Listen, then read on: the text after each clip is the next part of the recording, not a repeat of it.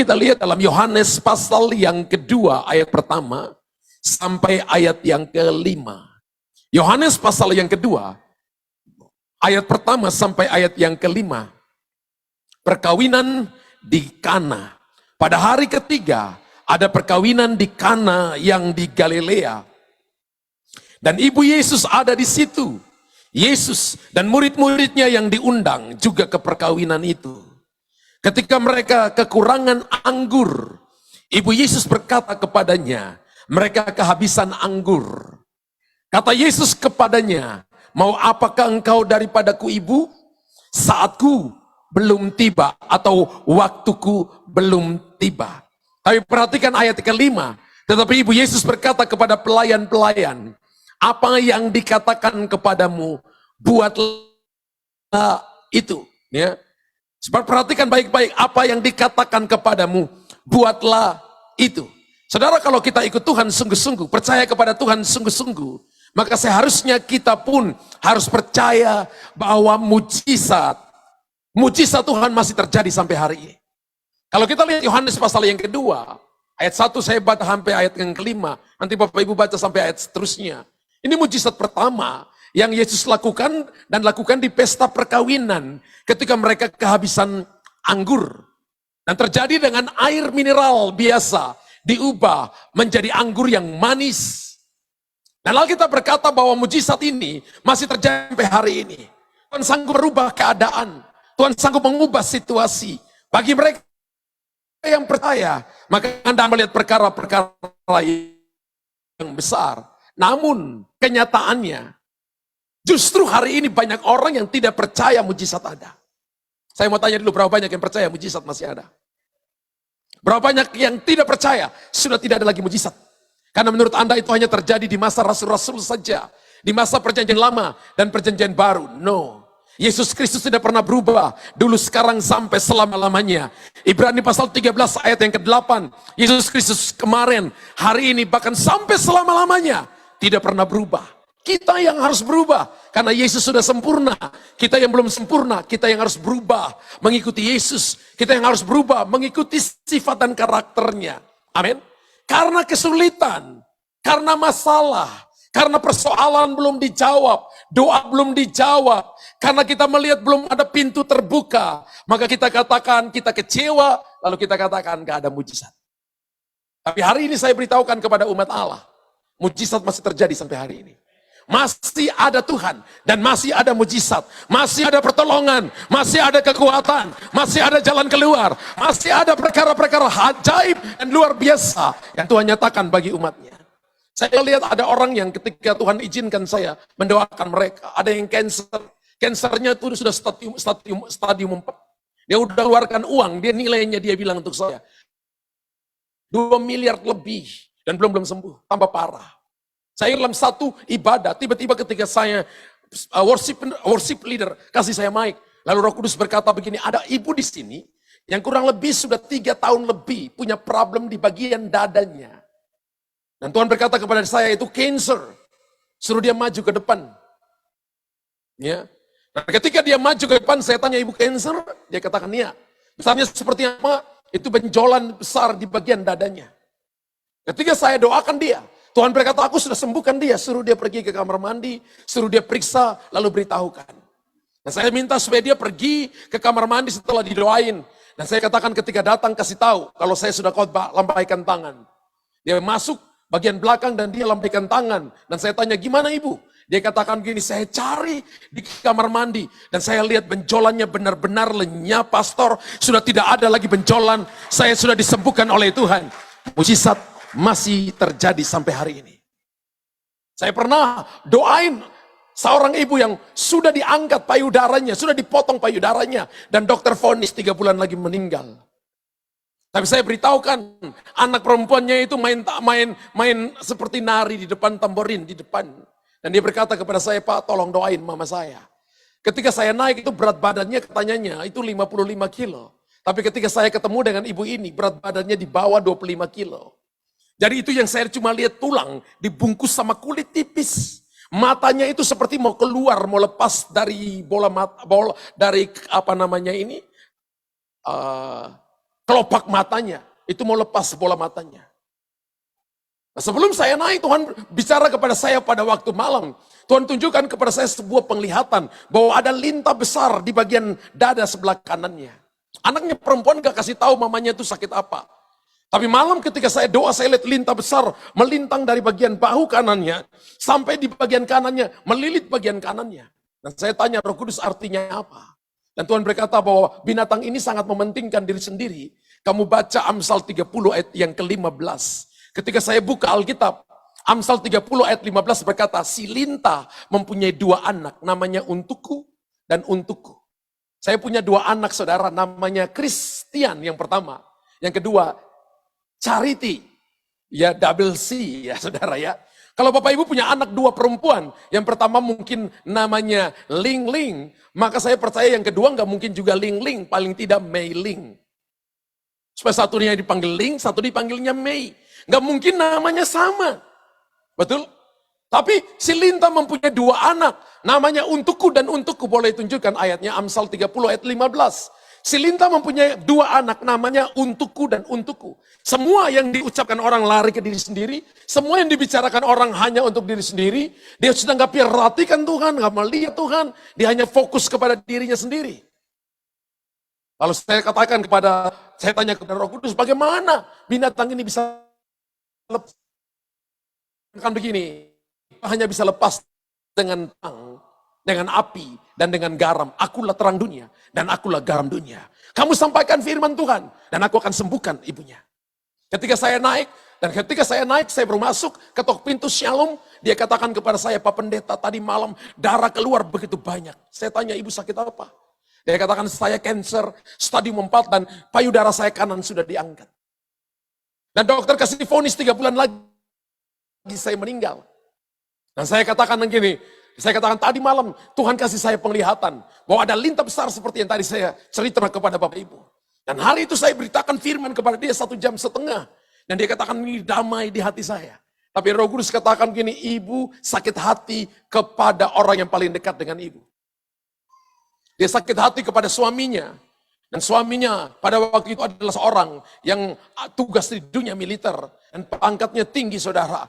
Ketika suaminya tahu ada benjolan di bagian kanan dadanya, suaminya punya will, wanita idaman lain. Istilah kerennya punya wewe gombel.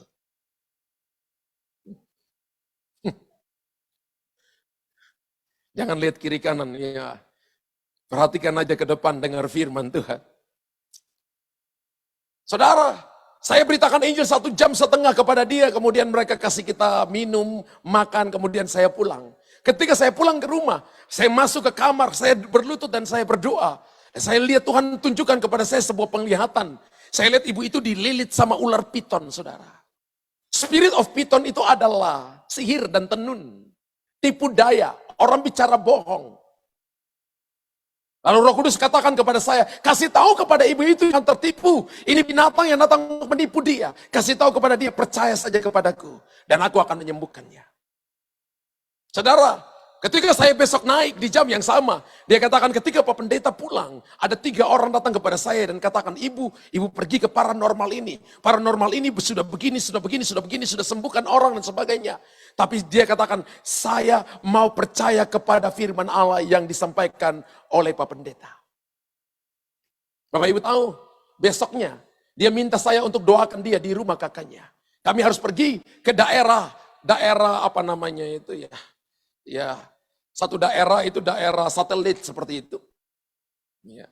Misalnya kita di Jakarta Pusat, kita ke Kelapa Gading. Rumahnya beliau di sini, kita mesti ke Kelapa Gading. Setelah sampai di sana, ketika saya berdoa, dia duduk di kursi. Ada anak perempuannya juga lagi duduk sama-sama dengan dia. Ketika saya berdoa dan saya minta darah Yesus, bungkus kami. Tiba-tiba asisten-asisten keluarga ada 3 atau 4 orang. Tiba-tiba histeris terjadi kelepasan. Saya nggak doain mereka. Tapi hadirat Allah ada di situ. Tahukah saudara, ketika Anda berjalan dan Tuhan ada pada saudara, Anda membawa hadiratnya, Anda membawa kuasanya, Anda membawa kehidupannya, Anda membawa kemuliaannya, Anda membawa perkara-perkara ajaib, Anda membawa mujizat, dimanapun Anda berada. Jadi ketika suaminya hidup benar, istrinya hidup benar, orang tuanya hidup benar, maka rumahmu akan menjadi tempat kemuliaan Tuhan nyatakan di sana. Ketika Anda hidup mengikuti Tuhan, maka ada damai sejahtera, ada pemulihan di sana. Ingat mujizat pertama terjadi dalam keluarga. Dan Tuhan rindu Bapak Ibu dan saya mengalami mujizat di dalam keluargamu. Saya percaya dari wajah Anda melihat saya, kita masih punya pergumulan banyak dengan keluarga. Amin. Kita masih punya pergumulan banyak dengan anak-anak. Kita punya pergumulan banyak dengan bisnis, dengan pekerjaan. Tapi percayalah mujizat masih ada sampai hari ini. Percayalah Tuhan ada bersama-sama dengan saudara. Amin. Ketika keadaan datang, jangan lihat keadaan lebih besar daripada Tuhan yang Anda sembah.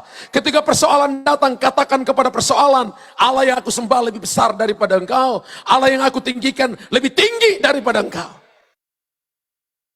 Kesulitan, masalah, doa belum terjawab, lalu kita kecewa, dan ada kalanya orang berkata, tidak ada mujizat. Haleluya. Tapi hari ini, kita lihat keadaan persoalan masalah, itu bukan fokus kita. Kasih tahu kiri kanan. Keadaan persoalan masalah, bukan fokus kita. Karena ketika Bapak Ibu diselamatkan, fokus kita bukan masalah. Fokus kita adalah untuk Tuhan Yesus. Amin. Ketika Sadrak, Mesak, Abednego berhadapan dengan nyala api, mereka tidak fokus dengan bayangkan mereka terbakar. No. Mereka berkata begini, sekalipun Allah yang kami sembah tidak menolong kami, kami tidak akan menyembah patung yang didirikan oleh Tuanku. Bisakah Bapak Ibu seperti itu? Sekalipun saudara dan saya belum melihat persoalan, keadaan berubah, pintu dibukakan. Tapi Anda tetap berkata, Yesus tetap nomor satu. Aku tetap memprioritaskan dia. Aku tetap menyembah dia. Aku tetap mencari dia. Aku tetap datang ibadah. Aku tetap meninggikan namanya. Orang-orang seperti ini akan menjadikan masalah persoalan. Api, dapur api menjadi tempat wisata bagi mereka. Amin. Saya lihat beberapa daripada Anda ada dalam masalah besar, tapi wajahnya tetap tersenyum. Penuh kemuliaan.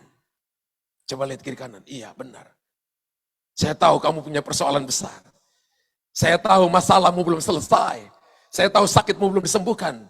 Tapi Anda punya wajah penuh kemuliaan. Ingat melihat seseorang itu penuh dengan semangat bisa dilihat dari wajahnya.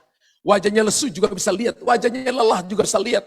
Matanya sayu bisa lihat. Orangnya baru bisa lihat dari wajahnya. Wajahnya penuh dengan kegelapan yang pekat. Tapi kalau orang penuh dengan kemuliaan Tuhan, wajah yang gelap diubah menjadi kemuliaan. Terang benderang, tepuk tangan bagi Allah kita yang hebat. Amin. Lewat bacaan renungan hari ini, kita lihat bahwa mujizat pertama dilakukan Yesus di Kana. Saya sudah ke Kana 3 kali, saudara. Anggurnya enak. Dan saya ini laki-laki yang tidak tahu minum anggur, saudara. Tidak tahu minum anggur. Kalau di daerah saya itu namanya sopi. You know sopi? Itu orang tuh mabuk, tapi bisa nyanyi lagu rohani. Dia mabuk tapi dia menyanyi, suara mezzo sopran, alto, bariton, bass. Dia bisa nyanyi suaranya lebih bagus daripada artis-artis yang nyanyi.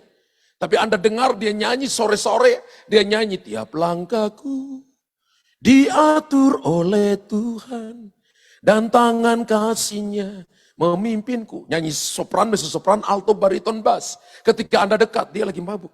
Tiap langkahku diatur oleh Tuhan. Dia lihat Anda jadi pendeta, langsung dia katakan, Pak Pendeta, selamat sore. Dia coba berdiri tanpa goyang-goyang. Dia takut dipanggil ke pastori karena anak-anak itu takut didoain sama pendetanya.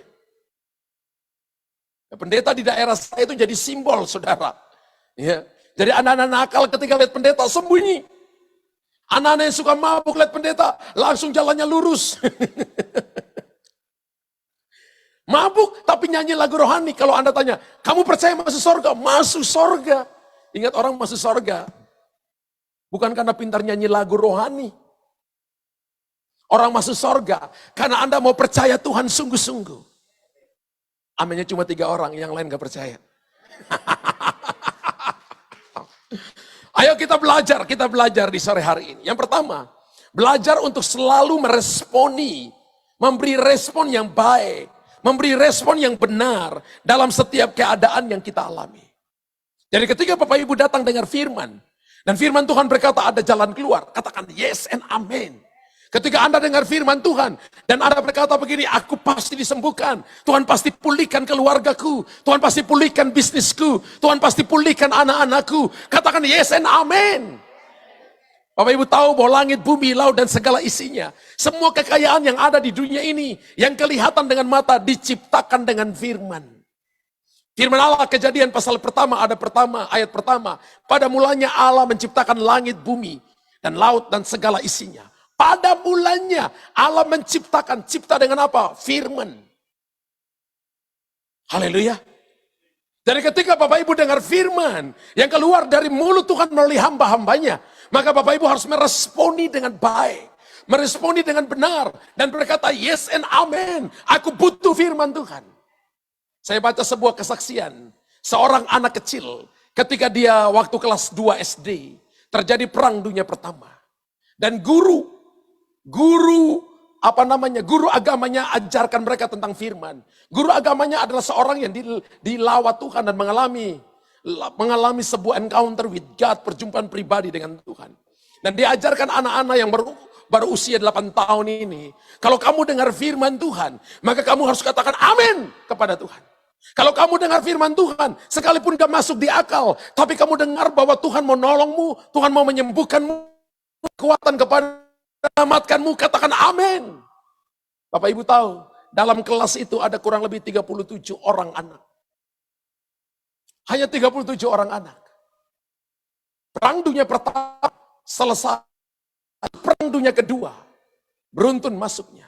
Setelah perang dunia kedua, maka anak perempuan ini, dia hanya cari teman-temannya, dia hanya ketemu satu teman laki-laki yang katakan amin selama guru ini datang mengajar mereka di dalam kelas. Kepada setiap firman Allah yang mereka dengar, mereka katakan amin. Dan katakan pengakuan mereka yang benar, respon mereka yang benar itu menjaga mereka sehingga mereka lolos dari maut dalam perang dunia pertama dan perang dunia kedua. Lalu dia menulis sebuah kesaksian begini, aku lolos dari perang dunia pertama dan perang dunia kedua bukan karena kuat dan gagahku, tapi semata-mata karena aku percaya firman Allah yang diajarkan oleh guruku yang mengatakan aku harus meresponi firman dengan benar. Hal yang sama terjadi. Kita mungkin gak alami peperangan, tapi kita alami masalah. Kita gak alami desingan peluru yang datang kepada kita. Tapi Bapak Ibu, setan menyerang Anda every minutes, every day. Setan mencoba menjatuhkan saudara. Kalau Anda respons firman dengan tidak benar, Anda meresponi firman dengan salah, maka Anda akan mati. Lalu dia menulis sebuah buku yang berkatakan begini, katakan iya kepada firman Allah. Wow, Bapak Ibu tahu kata amin? Amin itu bukan bahasa Indonesia. Kata amin itu bahasa Ibrani. Yang pertama itu artinya setuju. Yang kedua artinya benar. Yang ketiga artinya sepakat. Dan yang keempat artinya terikat dengan Tuhan. Jadi ketika Bapak Ibu dengar firman dan Bapak Ibu katakan amin, maka Bapak Ibu katakan aku dibenarkan karena firman itu. Bapak Ibu katakan setuju, artinya ada perjanjian yang Bapak Ibu lakukan dengan pemilik kehidupan yang namanya Kurios, penguasa tunggal atas hidupmu. Dan ketika Anda berkata begini, bahwa aku terikat dengan firman Allah, maka ketika Anda katakan amin, bukan lagi hidupmu, tapi Tuhan yang hidup dalam saudara. Bukan lagi peperanganmu, tapi Tuhan yang berperang ganti saudara. Sehingga Anda akan melihat kemenangan dan terobosan yang besar. Katakan haleluya. Wow. Orang yang meresponi firman, yang tidak jaim, tapi berkata yes and amen. Haleluya. Dengan Tuhan Anda harus bergairah. Dengan Tuhan Anda harus radikal. Sebab kalau Anda nggak radikal, Anda rada nakal. Kasih tahu kiri kanan. Kalau kamu nggak radikal, kamu rada nakal. Haleluya. Tapi orang yang radikal untuk Tuhan, sungguh-sungguh dengan Tuhan. Tidak pernah malu, mau nari, mau lompat. Saudara lihat Pak Roni di depan, itu anaknya 4. Tapi nyanyinya lompat-lompat. Bapak Ibu yang belum punya anak nyanyinya, nyamuk masuk, nyamuk bilang, aduh, ditepukin aja gak mati. Firman Allah berkata, bersorak-soraklah bagi Tuhan, tepukkan tangan bagi Tuhan, menari-nari, melompat, menari bagi Allah kita. Amin. Itu namanya respon yang benar. Ketika Tuhan turun di Gunung Sinai, dan Tuhan mau supaya semua umat Allah datang mendengarkan firman-Nya. Ketika mereka dengar, melihat kegelapan, dan mereka melihat supaya gunung itu diliputi oleh kemuliaan Allah, maka mereka takut. Dan mereka berkata gini, biarlah Musa saja yang menghadap Tuhan. Mereka langsung berlutut di hadapan Tuhan. Mereka takut mengangkat wajahnya, karena saking takutnya dan gentar kepada Tuhan. Tapi betapa berbahagialah orang-orang yang telah dibenarkan oleh darahnya. Anda disuruh datang menari di hadapan Tuhan. Anda disuruh datang bertepuk tangan di hadapan Tuhan. Tuhan berkata, cari wajahku, maka wajahmu ku cari. Itu satu kehormatan yang luar biasa. Tahu saudara, orang yang responnya benar, dia akan dipercaya oleh Tuhan. Mungkin Anda belum tahu banyak, tapi responnya benar. Aku mau dilawat Tuhan, aku mau dijamah Tuhan, aku mau diurapi oleh Tuhan. Aku mau supaya aku mengerti firman Allah. Aku mau supaya rohaniku bertumbuh. Aku mau supaya istriku bertobat, suamiku bertobat, keluargaku bertobat. Itu respon benar, sesuai dengan firman Allah. Apakah Tuhan gak punya kerinduan yang sama? Tuhan punya kerinduan yang sama. Tapi Tuhan tunggu hati yang meresponinya. Dan saya lihat ada banyak yang di sini yang punya hatinya meresponi Tuhan. Alkitab katakan begini, dalam Efesus tadi, Alkitab katakan, Yohanes 2 ayat yang kelima maksud saya. Tapi Ibu Yesus berkata kepada pelayan-pelayan, pelayan-pelayan ini mewakili kita. Umat Allah, hamba-hamba Tuhan, para pekerja, apa yang dikatakan kepadanya, buatlah itu. Wow, belum pernah sekalipun Yesus lakukan mujizat. Ini kali pertama dia lakukan mujizat. Hanya orang yang dekat dengan dia, yaitu ibunya, tahu siapa orang ini. Dia lahir bukan karena ada benih laki-laki. Dia lahir cuma dari kandungan seorang perempuan. Koilia itu rahim, bahasa Ibraninya koilia. Koilia itu rahim. Dipinjamin rahim daripada Maria untuk benih itu ditaruh di sana. Dan Yusuf ikut menjaga. Yusuf tidak bersetubuh dengan Maria selama 9 bulan 10 hari. Sampai anak ini lahir. Makanya dikasih nama Yesus Kristus. Yeshua of salvation. Dan Kristus. Yaitu yang diurapi oleh Tuhan. Ada banyak Yesus. Ada Yesus Dias. Ada Yesus Barabas. Ya, saya ada Yesus Dias di Filipina. Itu seorang petinju. Marganya sama dengan saya. Ya, ini kalau ini Luther Dias hamba Tuhan. Haleluya. Namanya adalah nama di atas segala nama. Dan raja di atas segala raja. Bapak Ibu, belajar untuk selalu memberikan respons yang terbaik. Kalau misalnya kita salah, kita keliru, kita berdosa. Ketika firman Tuhan datang, Tuhan, ini untuk aku. Jangan katakan, kamu rugi. Kalau kamu datang kemarin, itu firman Tuhan untuk kamu. Ya salah. Firman Tuhan yang kita dengar hari ini untuk kita. Jangan untuk orang yang gak datang. Betul? Tapi untuk kita. Bapak, Ibu, dan saya berubah. Meresponi firman Allah. Dengan baik. Saya ingat ketika saya masih anak muda. Umur 21, 22, 23 tahun. Ketika ada hamba-hamba Tuhan yang datang, yang dipakai dengan karunia-karunia. Selesai khotbah dan mereka katakan, anak-anak muda yang mau dipakai oleh Tuhan, lari ke depan. Saudara, setiap kali ada hamba-hamba Tuhan yang panggil lari ke depan, saya nggak pernah tunggu, ada kalinya saya lari, ketinggalan sepatu di tempat duduk, saudara. Lari ke depan cuma untuk apa? Saya mau dapat yang terbaik dari Tuhan, karena saya tahu Tuhan nggak mungkin kasih remah-remah kepada kita. Dia pasti kasih yang terbaik kepada kita. Dia pasti beri yang terbaik kepada kita. Ketika Bapak Ibu, ketika ada Anda dengar bahwa Tuhan panggil saudara secara pribadi, kasih hidupmu kepada Tuhan. Dia akan jaga dan tidak ada yang hilang tanpa sepengetahuannya. Amin. Itu hal yang pertama. Hal yang kedua adalah tetap fokus kepada Tuhan, Sang Pembuat Mujizat. Matius pasal 11 ayat 28, Alkitab berkata, marilah kepadaku semua yang letih, lesu, dan berbeban berat, aku akan memberi kelegaan kepadamu. Ada sebuah ajakan daripada Yesus, marilah kepadaku semua yang letih, lesu. letih lesu karena masalah, letih lesu karena sakit penyakit, letih lesu karena persoalan, letih lesu karena pergumulan, karena struggle. Dikatakan, marilah kepadaku. Datang dalam ibadah, datang dalam pergumulan pribadi, datang dalam doa, datang dalam sharing, datang dalam kehidupan rohani. Dan Alkitab katakan, aku akan memberi kelegaan kepadamu.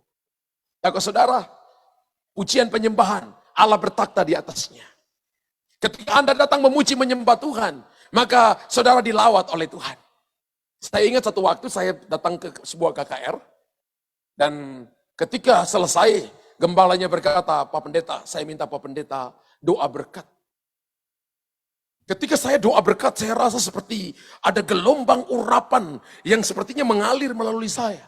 Ketika saya minta jemaat angkat tangan, Bapak Ibu, saya tidak tutup mata, saya mau lihat apa yang terjadi. Dari barisan depan sampai barisan belakang, ini mau doa berkat. Ini baru pertama kali terjadi. Dalam kurang lebih 32 tahun saya melayani Tuhan. Mau doa berkat ini saudara, tiba-tiba orang dilawat oleh Tuhan. Dari barisan depan sampai barisan belakang, orang teriak histeris. Saya juga kaget. Apa yang Tuhan sedang kerjakan, ini sudah selesai ibadah.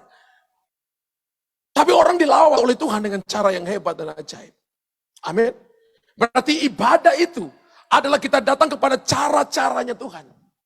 Yesus ketika bertemu dengan orang buta itu nggak lihat Yesus ludah, kumpul ludah dulu dalam mulut, kemudian Yesus ludah di atas tanah, lalu mencampur ludah itu, mencampur tanah itu dengan ludahnya. Itu kalau orang butanya itu tidak buta atau dia melek, dia pasti lari saudara. Ini katakan jorok banget. Ya. Ini nggak tahu Yesus tadi pagi sikat gigi atau tidak. Betul? Apalagi kalau Yesus suka pergi berjalan-jalan, apakah ada sikat gigi atau tidak? Pikiran manusia main. Tapi karena dia buta, dia tunggu saja. Tiba-tiba plok, dia diam aja. Lalu Yesus tunggu beberapa saat, Yesus katakan, pergi ke mana? Ke kolam Siloam. Lalu cuci wajahmu. Cuci wajah. Aku lihat. Menurut orang, itu joroknya minta ampun. Tapi Yesus mengaduk ludahnya dengan pasir. Itu keteraturan. Bagi orang yang lihat, orang katakan, jijik. Ya karena Anda lihat dengan mata, Anda main di pikiran. Firman Allah itu tidak bertentangan dengan pikiran. Firman Allah melampaui pikiran saudara. Firman Allah tidak bertentangan dengan ilmu pengetahuan. Firman Allah melampaui ilmu pengetahuan. Haleluya. Ketika Bapak Ibu datang kepada Tuhan, percaya, maka mujizat terjadi. Berkali-kali saya lihat, ketika saya mendoakan orang-orang yang cancer, dan Tuhan sembuhkan mereka dengan cara yang ajaib, cara yang luar biasa. Salah satu ibu yang selalu ikut kita di Zoom, harusnya sudah dari 2020 itu sudah meninggal. Sampai saat ini masih hidup dan sudah disembuhkan. Dan dia sudah disembuhkan. Sudah masuk ICU di tengah pandemi. Dan orang berkata, keluarganya berkata sudah nangis-nangis, nggak mungkin. Tapi Tuhan di hati saya, dia akan baik-baik saja. Dia akan hidup untuk menyatakan kemuliaan Allah. Dia akan hidup membuktikan orang yang percaya kepada Tuhan, yang meresponi Tuhan tidak akan pernah dipermalukan. Saudara, ketika persoalan datang, ketika masalah datang, jangan fokus kepada masalah. Tapi ketika masalah datang, itu waktunya untuk belajar percaya. Kasih tahu kiri kanan. Ketika masalah datang, waktunya belajar percaya. Amin. Marilah kepadaku semua yang letih lesu, aku akan memberi kelegaan kepadamu. Tuhan menunjukkan kepada kita, supaya kita belajar mengutamakan Tuhan di atas segala-galanya. Amin. Percaya tidak pernah dipermalukan. Ketika Bapak Ibu bangun pagi, lalu Bapak Ibu duduk di kaki Tuhan lebih dulu, 1 jam, menyembah Dia, baca Alkitab. Saya percaya, orang yang mengutamakan Tuhan, dia akan diutamakan juga oleh Tuhan.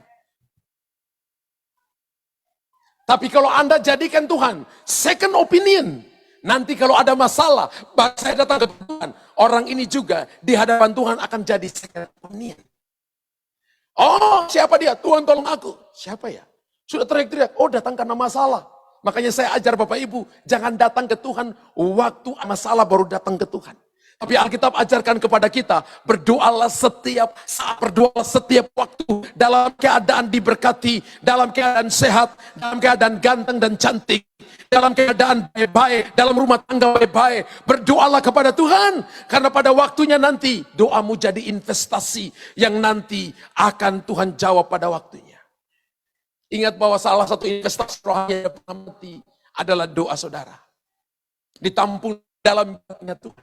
Jadi kalau Bapak Ibu lihat, suami berdoa, mamamu suka berdoa, anak-anakmu suka berdoa. Mereka sedang investasi dalam sebuah investasi sistem kerajaan Allah. Amin. Hari ini, kalau dia tidak suka berdoa, maka Anda tidak punya investasi apa-apa. Anda mungkin boleh kaya dalam hal uang. Anda mungkin punya kedudukan baik dalam satu kedudukan di government, dalam sebuah perusahaan. Tapi Anda nggak punya investasi. Anda mungkin punya investasi, secara investasi tanah dan macam-macam, investasi uang ada. Tapi kalau Anda nggak punya investasi rohani, satu waktu nanti dalam kerajaan Allah Anda orang miskin. Hari ini Tuhan sedang jawab doa-doa nabi-nabi. Doa rasul-rasul sedang dijawab.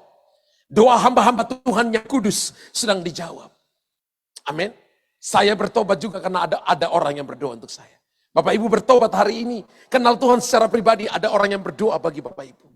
Doa nggak pernah mati. Satu waktu, seorang ibu punya seorang anak, dan anaknya nakal luar biasa. Anaknya suka berkelahi, nakal, tapi ibunya berkali-kali tegur nggak mau dengar. Tapi ibunya selalu bawa dalam doa.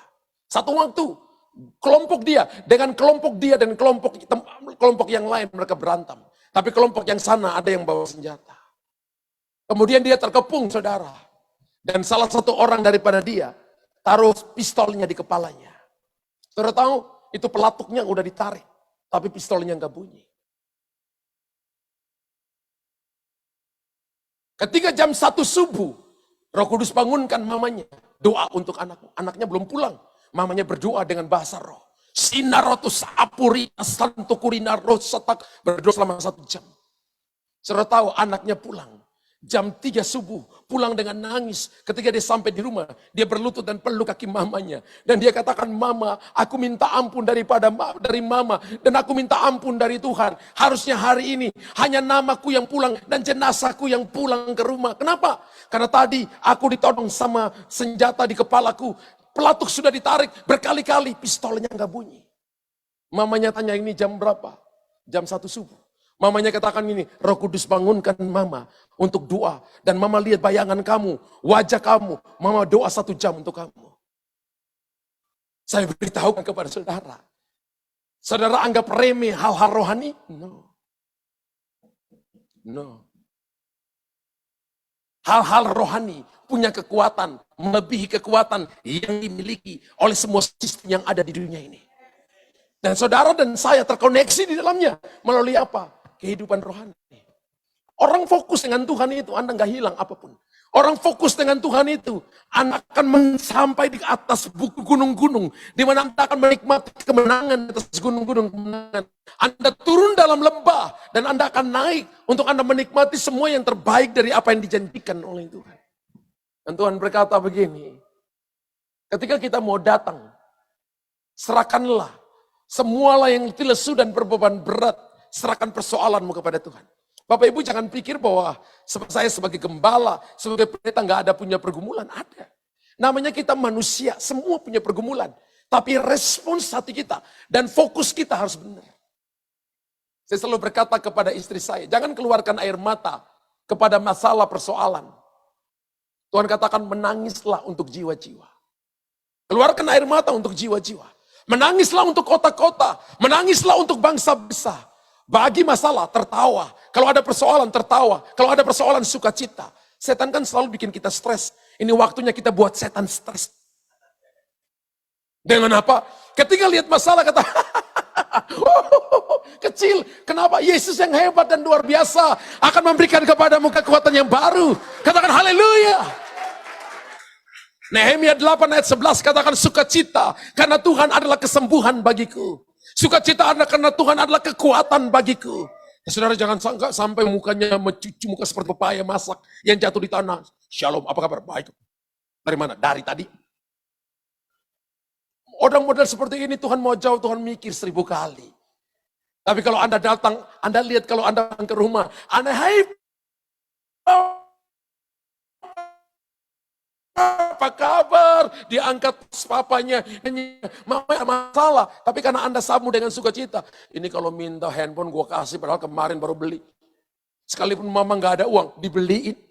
Karena sambut orang tua dengan sukacita. Alkitab katakan datanglah ke hadiratnya dengan sukacita. Datang ke hadiratnya dengan tari-tarian. Datang ke hadiratnya dengan hati yang meluap-luap. Dengan sorak-sorai. Dan Anda akan melihat jawaban demi jawaban besar. Dan Tuhan nyatakan.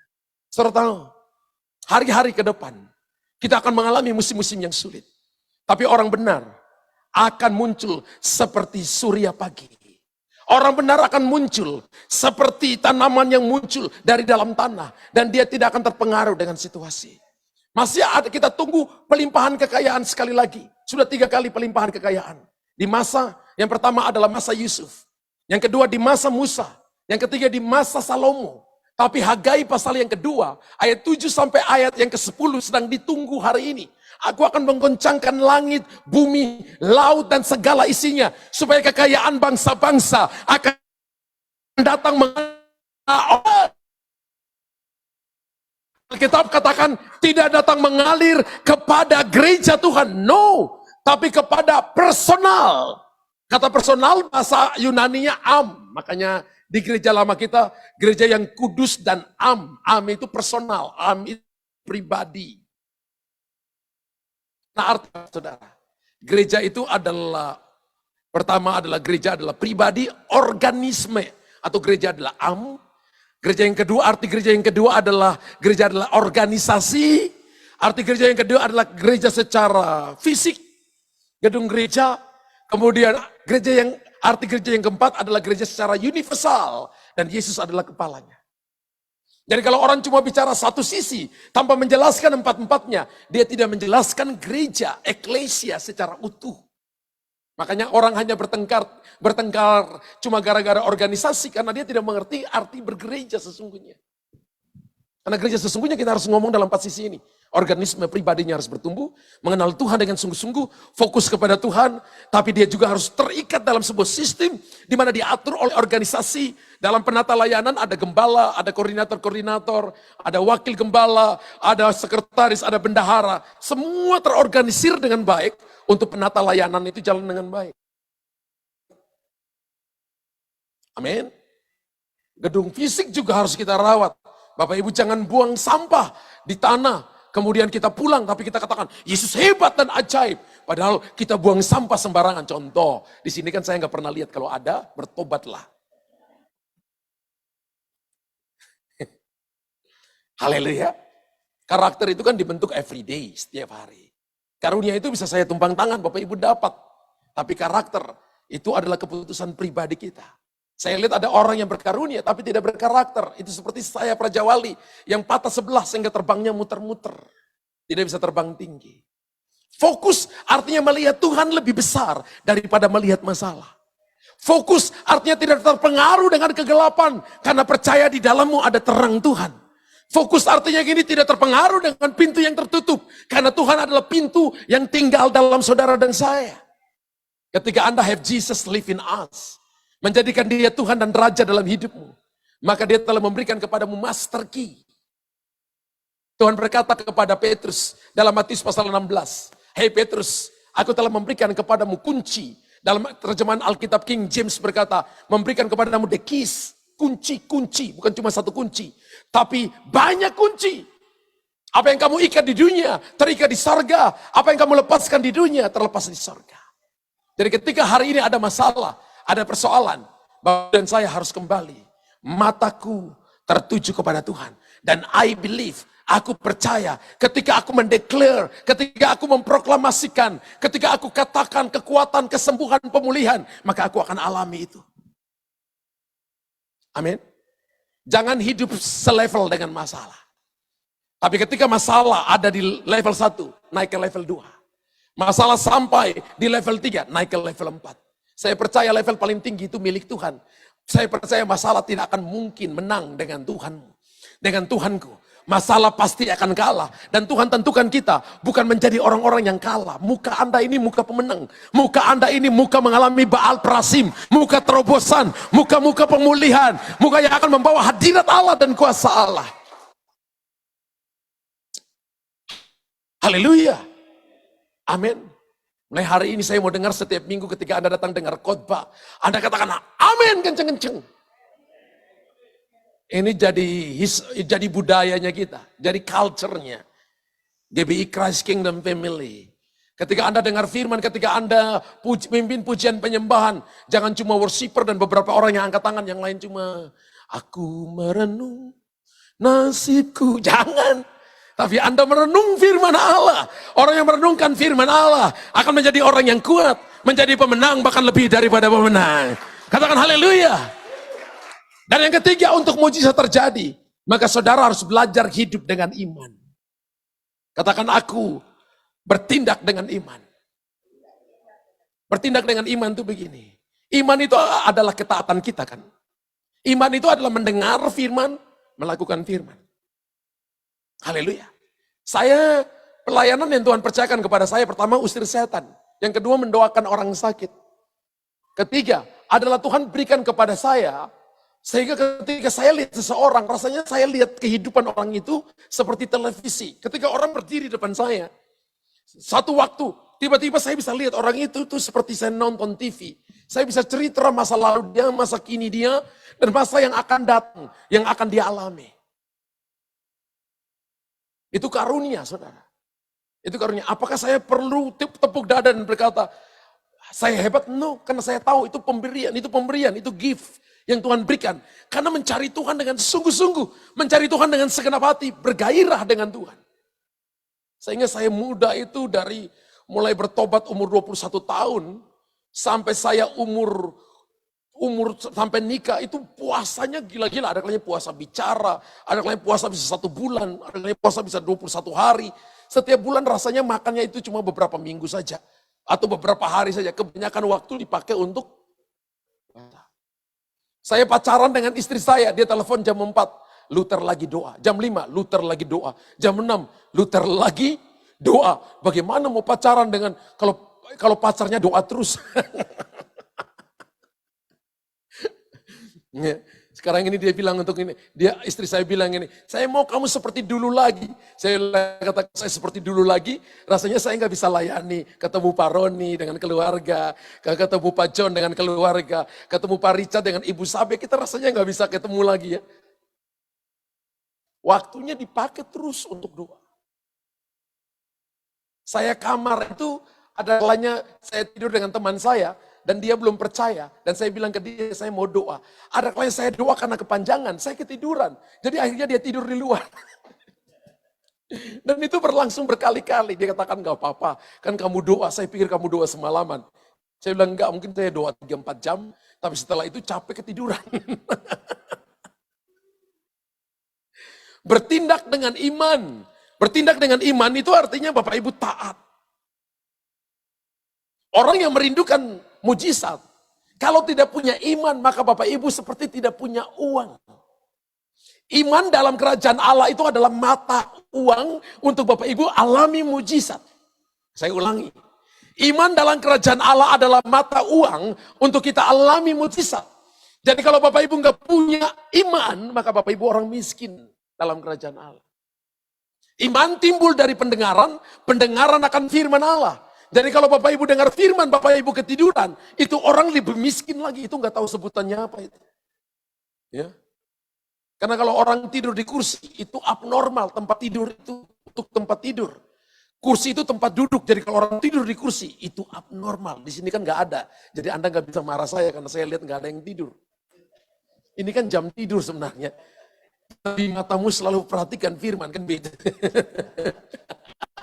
Tapi Alkitab berkata kepada saudara, kalau Bapak Ibu nggak punya iman, Bapak Ibu nggak akan alami mujizat.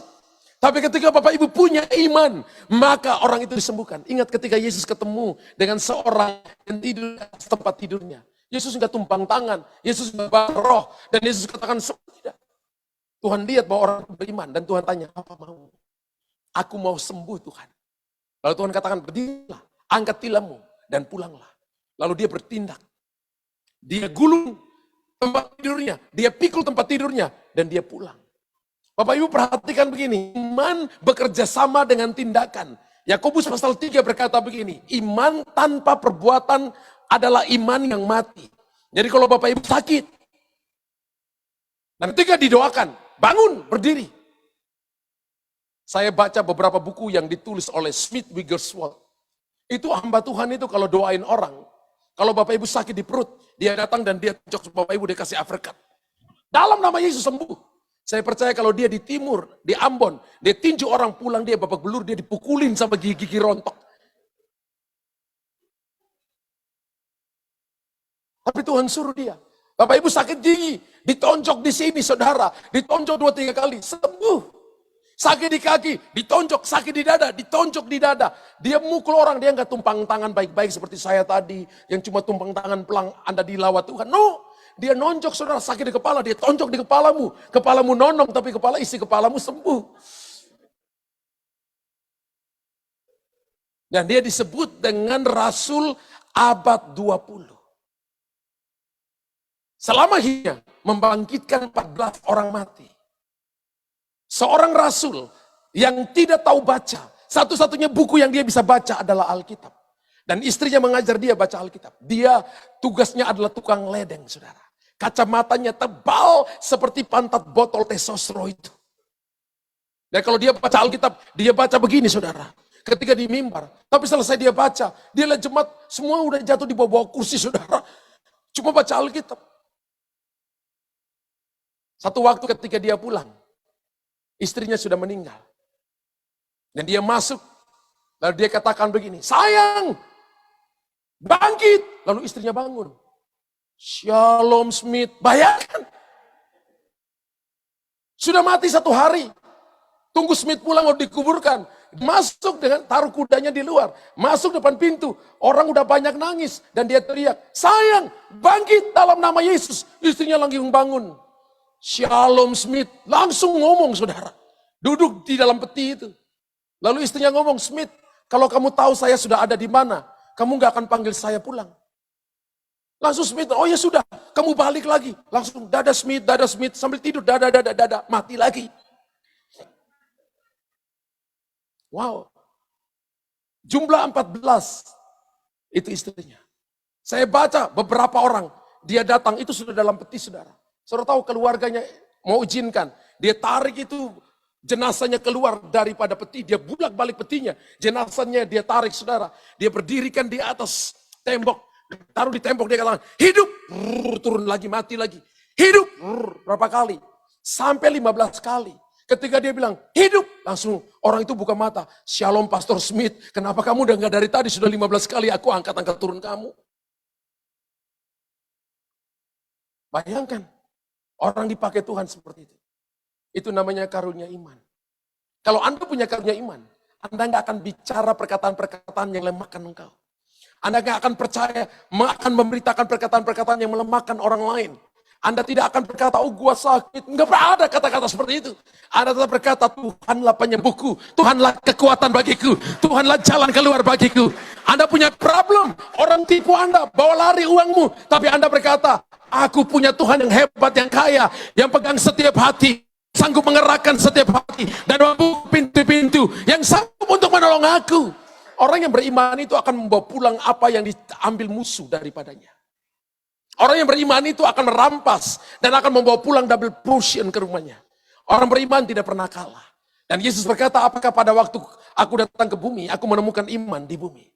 Artinya, orang hari hidup dengan dimanjakan dengan mata, hidup dimanjakan dengan apa yang dia lihat, apa yang dia rasa, makan dan minum dan sebagainya. Dan orang hanya terpaku dengan apa yang di depan mata. Ingat, kekristenan itu adalah tidak melihat namun percaya. Kalau melihat baru percaya, bukan Kristen namanya. No. Anda dan saya datang, tidak melihat namun percaya. Bisakah Bapak Ibu tutup mata dan bayangkan begini. Istriku sudah sembuh. Perusahaanku sudah pulih. Apa yang dicuri setan daripadaku dalam hal keuangan sudah dikembalikan kembali. Bisakah Bapak Ibu lihat? Kalau Bapak Ibu sudah lihat itu, jangan lepaskan. Imanmu akan membawa pulang semua yang hilang. Tuhan bisa buka yang baru, Tuhan akan menolong Bapak Ibu, Tuhan akan memberikan kepadamu jalan keluar dan terobosan yang besar. Saya ingat, itu saya latih bertahun-tahun Bapak Ibu. Ketika saya berlutut di hadapan Tuhan, saya bayangkan saya jalan saja, orang dilawat Tuhan. Saya jalan, orang sembuh. Ada kalanya saya bersiul.